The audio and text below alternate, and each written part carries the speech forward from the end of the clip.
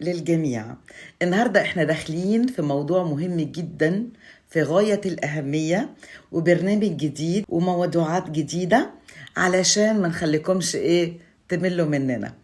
هنتكلم عن هنتكلم عن موضوع أو كلمة اتقالت أو جملة اتقالت ما عجبتناش، هنعلق عليها. وأنا منتظرة منكم إنكم دايما تكونوا معايا، وإنكم دايما تعلقوا إذا ما كانش عاجبكم الكلام، وإذا كان عاجبكم تشجعونا. الموضوع مهم لأنه بيخص أسقف باريس وشمال فرنسا. كان في مؤتمر اتعمل قريب جدا من كام أسبوع في الصيف طبعا، فحصل إن كان في مؤتمر أوروبا، فما كانش في ناس كتير جدا. الشباب كانت بتبقى كتيرة قوي قوي قوي في السنين اللي فاتت، والسنة دي يعني حقيقي الشباب قلت كتير قوي. ما نعرفش طبعا السبب ليه، بس طبعا اللي يفهم ويشوف هيعرف ليه الشباب قلت. المهم احنا هنتكلم النهاردة عن إشاعة طلعها أسقف باريس وشمال فرنسا على نفسه. وهي ايه بقى الإشاعة؟ خلى الناس تقول عليه إنه هو إنسان تقي ربنا، وبيحب جدا الصلاة، وبيقرأ الإنجيل من الجلدة للجلدة 2 أو 3 في السنة. طيب تعالوا نشوف مع بعض ايه اللي قاله.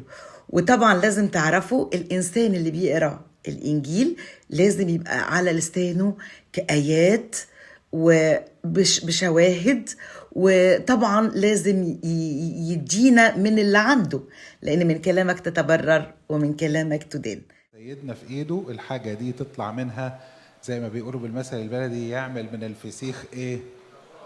يعمل من الفسيخ. ما يعرفوهاش دي؟ عارفين الفسيخ؟ مين ما يعرفش الفسيخ؟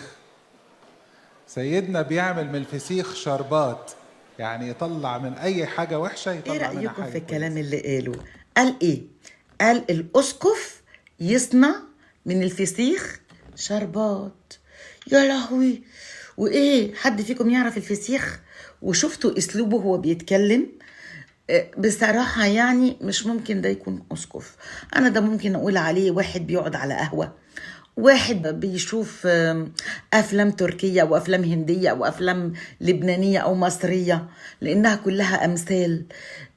واحد مش بيلعب في الكورة مع أصحابه، وواحد اداله مثل. فعلا من فضلة القلب يتكلم اللسان، ومن كلامك تتبرر وبكلامك تبان.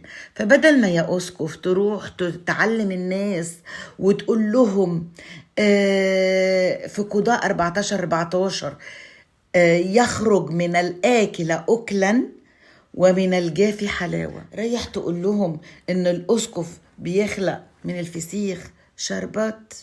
يختي جميلة. طيب وبعدين رجعت تقول كلمة هسيبكم تسمعوها وارجع لكم. بص تلاقي سيدنا يمدح في اي حد ويفرحه، ودي نقطة حلوة عايزين نتعلمها من سيدنا أنبا دميان، إن احنا نشجع بعض. يعني ممكن أشوف واحد ألاقي فيه عيوب، 1 2 3 مليان عيوب، لكن لو بصيت فيه إيه زيادة، فيه إيه مزايا يعلمني، هتبقى النظرة مختلفة. هفرح لما هشوف اللي حواليا حلوين، صح ولا لأ؟ تخيل كده وانت قاعدة واللي حواليك كلهم وحشين، تبقى مبسوط؟ تبقى قاعد مثلا وحواليك واحد حرامي وواحد كذاب وواحد مش عارف ايه وواحد كده، تبقى مبسوط؟ لكن لما تبقى قاعد واللي جنبك ده ذكي، والتاني ده بيعرف يفكر، والتالت ده بيعرف يتعامل مع الناس، والرابع ده بيعرف يحضر وما يقولش، والتاني بيعرف يقول وما بيعرفش يحضر، وكل واحد فينا يكمل التاني. وهي دي فكرة الكنيسة. جي قلت ايه بقى؟ احنا بنتعلم من الأنبا دانيال، وما اعرفش اذا كانت دي حقيقة ولا لأ، لانكم بتشبهوا البعض انتوا الاتنين. جاي تقول لهم ايه؟ تقول لهم احنا الأنبا دانيال بيشوف الحاجة الحلوة عند الإنسان وبيحاول يتكلم عليها. انت بتتكلم بجد؟ طب فينك انت من اباء الكهنة اللي معاك؟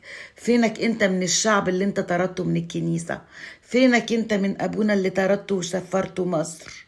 ما شفتش ليه الحاجات الكتيرة الحلوة اللي فيه؟ بل اتهمته بحاجات وحشة. يا عم عيش الكلمة اللي بتقولها، كفاية بقى، كفاية، احنا تعبنا منك، ربنا هو اللي هيتصرف. وبكده يبقى احنا خلصنا البرنامج بتاعنا النهاردة، ونلتقي بإذن الله في برنامج تاني. 5 من فضلك. لو عجبك الفيديو ما تنساش تعمل سبسكرايب وتفعل زر الجرس علشان يوصلك كل جديد.